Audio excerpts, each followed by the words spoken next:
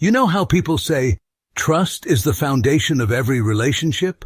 Well, I used to believe that too, until my wife Brooke shattered that trust into a million tiny pieces. Our story isn't the kind of drama you see in movies, but let me tell you, it's got twists, turns, and a dose of reality that'll make anyone double-check their bank statements. So, let me set the stage. I'm Adam, 36 years old, married to Brooke, 31, for 6 years. No kids yet, though it was something we were planning down the line. Life was good, or so I thought. We had a nice home, steady jobs, and what I assumed was a solid partnership. But everything changed the day I noticed a $4,200 transaction on our joint account. It was a typical Wednesday evening when I sat down to check our finances. I'd gotten into the habit of reviewing statements ever since we started saving for a bigger house. That's when I saw it, a charge from a car dealership. At first, I thought it was some kind of mistake. Brooke already had a perfectly good car, one that I bought for her just last year. When I asked her about it, she didn't even flinch.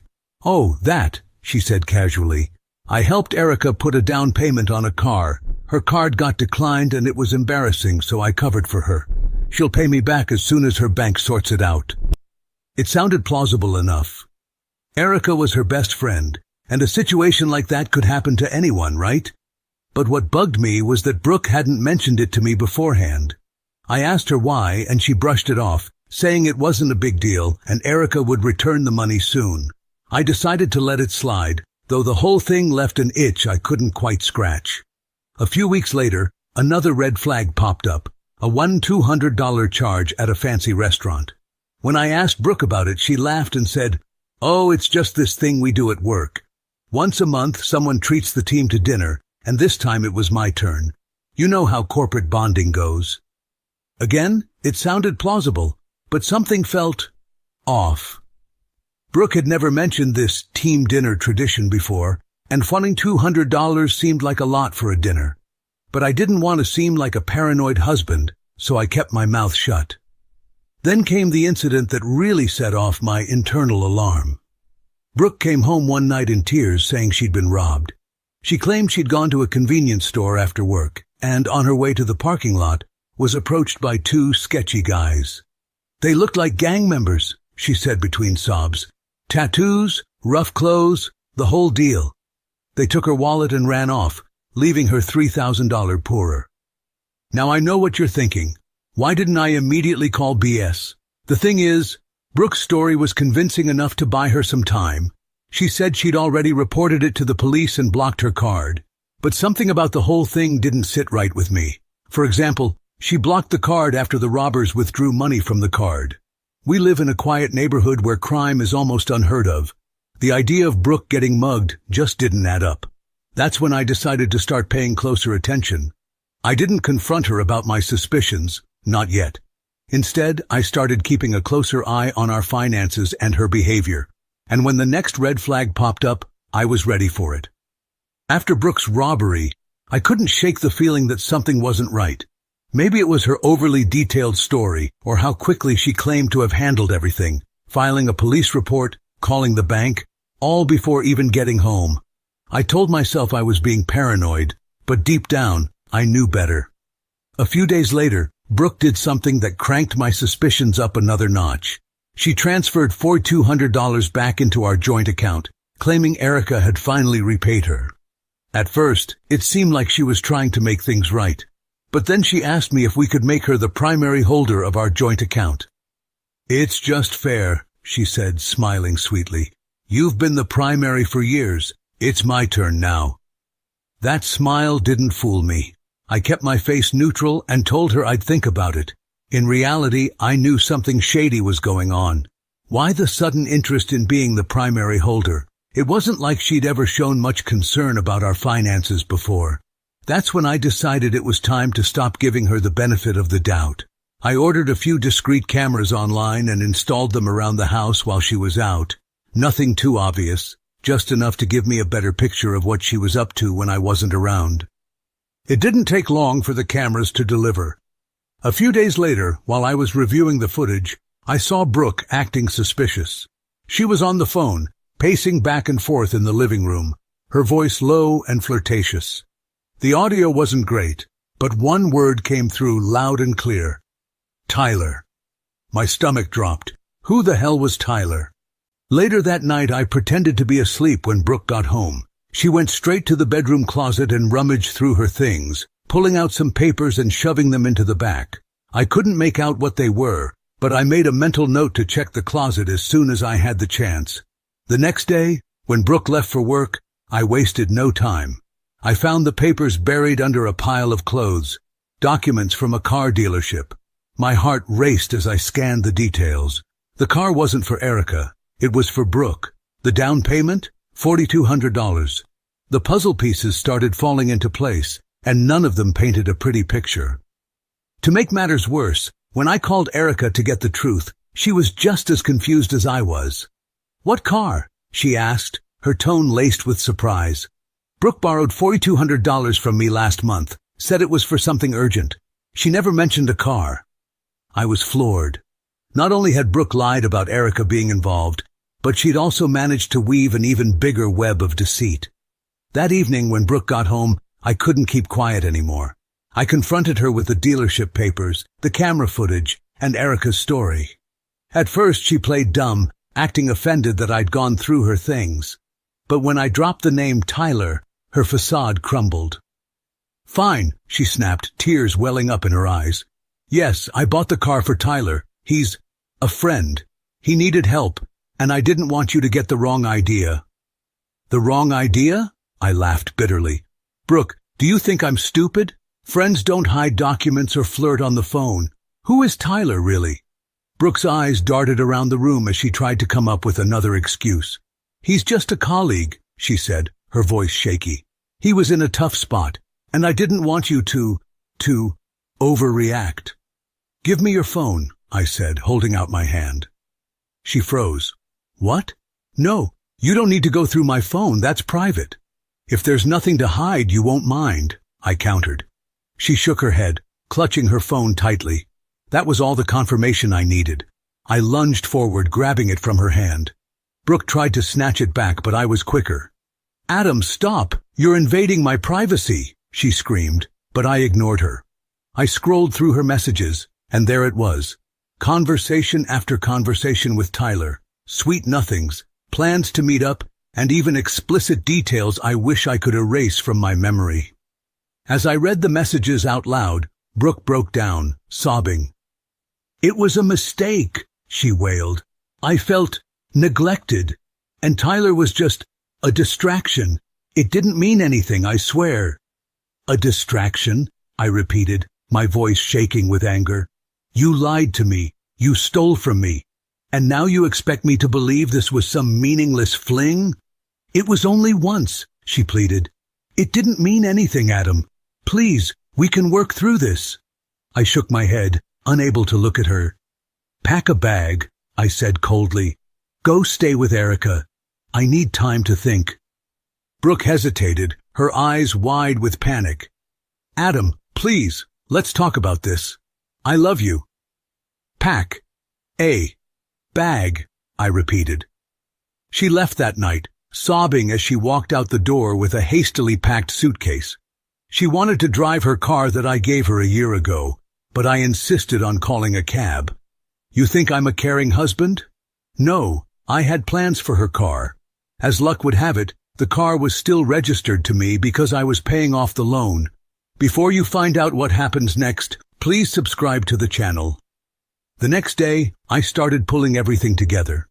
My first step was to gather every piece of evidence I had. Financial statements, dealership papers, and most importantly, the camera footage from the night before. It wasn't just the flirtatious calls or the hidden documents that mattered. It was the argument itself. The camera caught every word of me reading her texts aloud and her tearful confession. It was all there, indisputable proof. Once I had it all organized, I reached out to Scott, my lawyer and a longtime friend. I didn't have to explain much before he assured me, "We'll make sure you come out of this clean, Adam." Next, I turned my attention to the car I'd bought for Brooke last year. Technically, it was still in my name, and I was the one making the payments. That gave me every right to sell it, and that's exactly what I plan to do. Within hours, I found a buyer, finalized the deal, and transferred the funds to my personal account. Brooke's beloved car? Gone.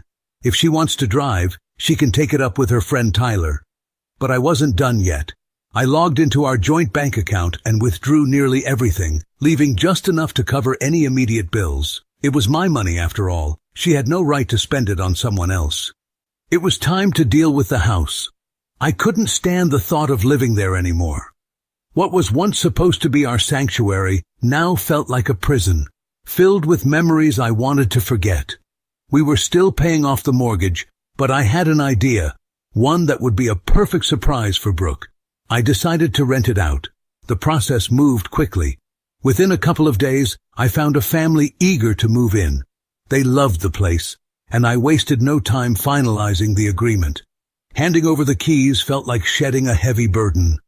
Meanwhile, I rented a small, modest apartment for myself.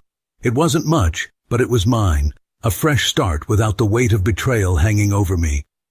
By the time Brooke realized something was wrong, it was too late. She came back to the house only to find strangers unpacking boxes in what used to be our living room. The look of shock and confusion on her face must have been priceless. Her car was gone, her house was gone, and so was I. Brooke's calls started. At first I ignored them, letting the endless buzzing of my phone echo in the quiet of my new apartment. But she was relentless. By the fifth call, I picked up, not because I wanted to talk, but because I was curious to hear what excuse she'd spin this time. "Adam, what the hell is going on?" Brooke's voice was sharp on the edge of panic. "There are strangers in our house, and where's my car?" "Your car?" I said, letting out a bitter laugh. "Oh, Brooke, that wasn't your car. It was my car, and now it's someone else's car." "What?" she shrieked. "You sold my car? Adam, you can't do that." "Oh, I can, and I did," I said coolly. "You think you can spend our money on Tyler and expect me to sit around like a fool? Think again." There was a long pause, broken only by her uneven breathing. "Adam, we need to talk, face to face, please." "You're right," I said, my tone dripping with mock sweetness. "We do need to talk. Meet me at Cornerstone Cafe, noon." "Thank you," she said, relief washing over her voice. "We can fix this. I know we can." I hung up without responding. Brooke thought this was going to be a conversation about reconciliation. She had no idea this was her reckoning. The next day, Brooke arrived at the cafe 10 minutes early. She'd dressed up, her makeup perfect, her hair styled just right. She looked like she was ready for a date, not the bombshell I was about to drop. I let her wait a bit before walking in with Scott, my lawyer. The moment she saw him, her expression shifted from hopeful to confused, then to outright panicked. "Who's he?" she asked, her voice trembling. "This is Scott," I said, sliding into the seat across from her. "My lawyer." "Your lawyer?" Her face drained of color.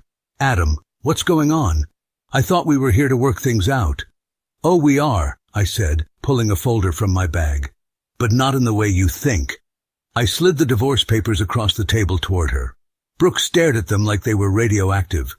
"You're divorcing me?"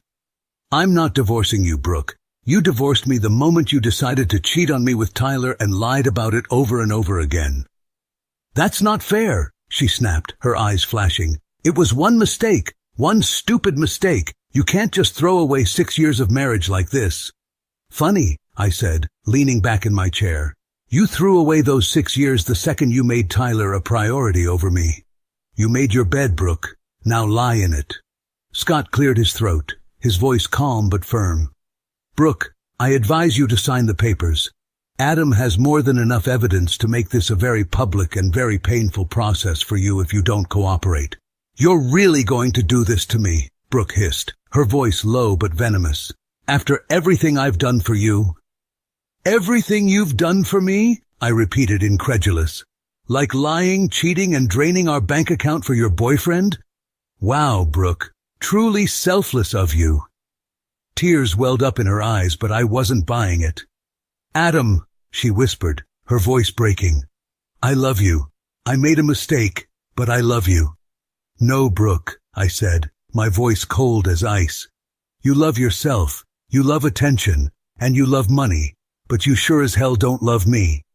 She glanced at Scott, then back at me. This isn't over, she said through gritted teeth.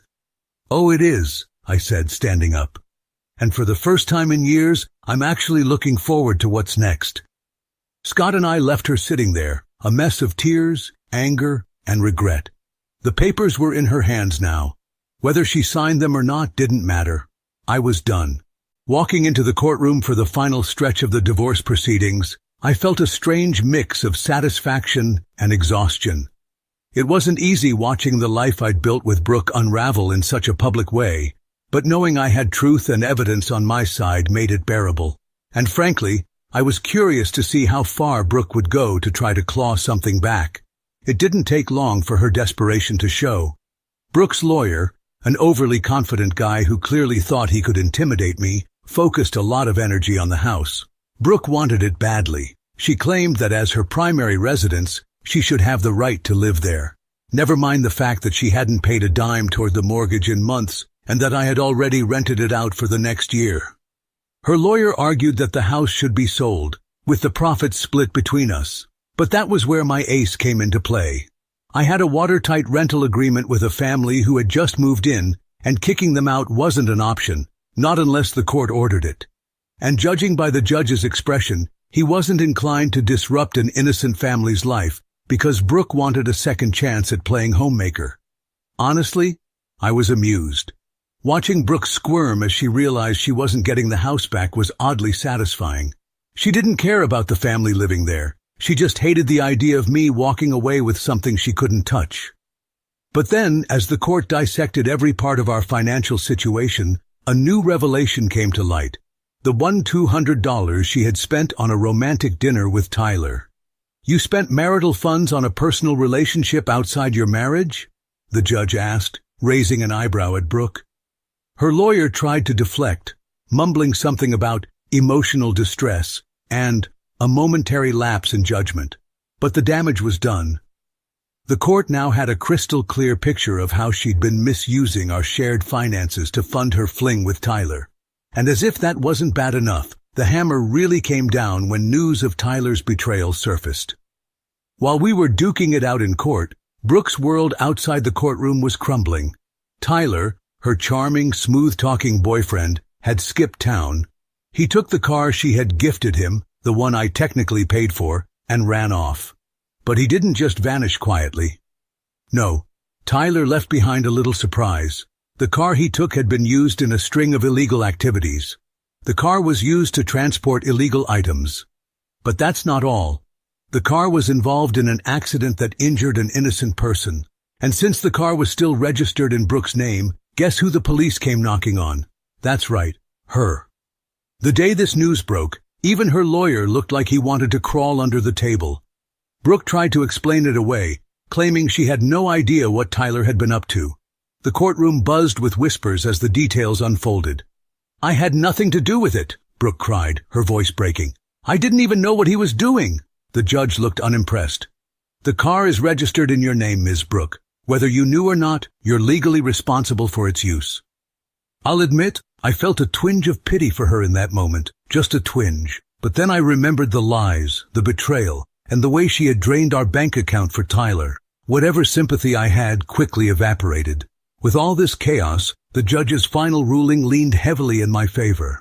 He could have ordered the house to be sold and the money split, but he didn't.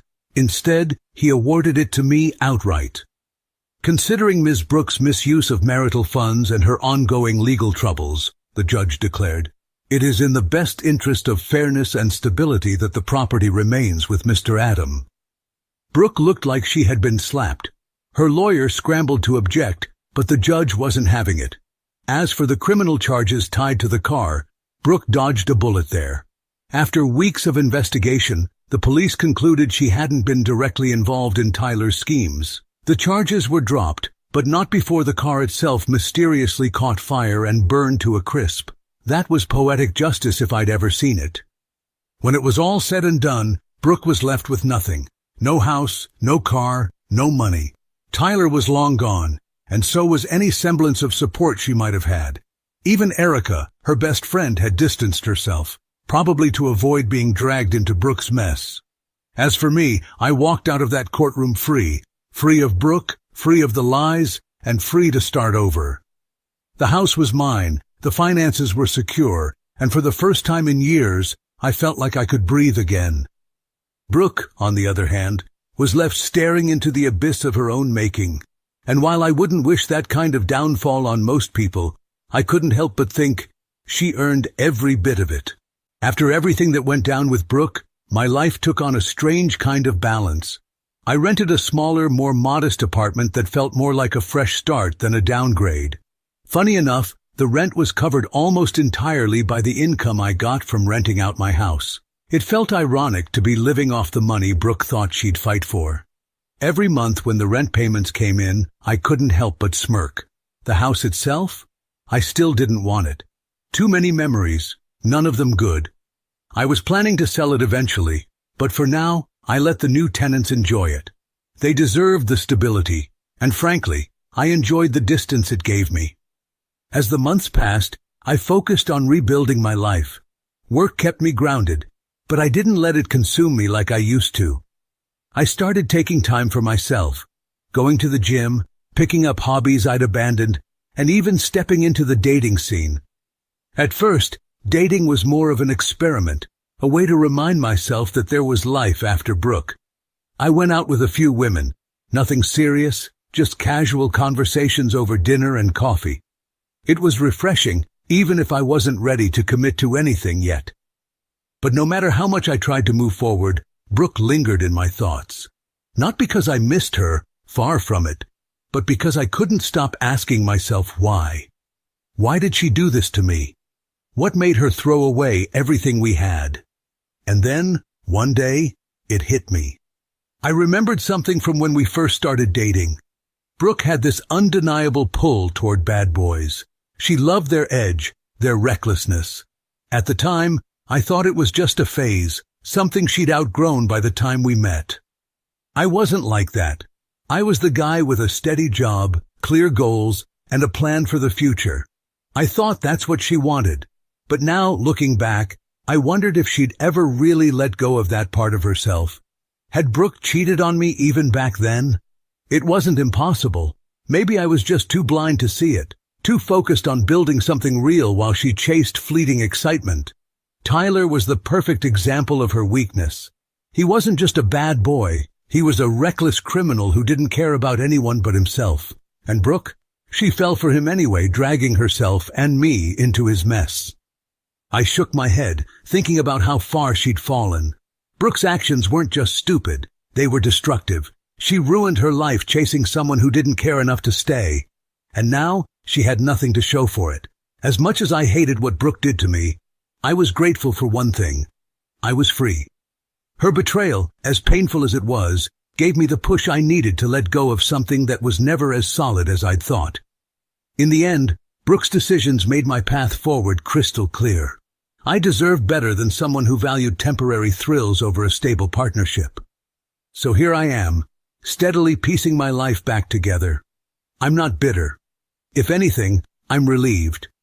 I've learned to spot red flags, to trust my instincts, and to never ignore my own needs for the sake of someone else's approval. Someday, I'll sell the house, find a place to call my own, and maybe even meet someone who values the same things I do. For now, though, I'm content. My life isn't perfect, but it's mine, and that's more than enough. Brooke? I don't know where she is, and I don't care. Wherever she is, I hope she finally learns to take responsibility for her own choices. But if she doesn't, well, that's not my problem anymore. If you enjoyed the story, please subscribe to the channel. I wish you a great mood and good luck.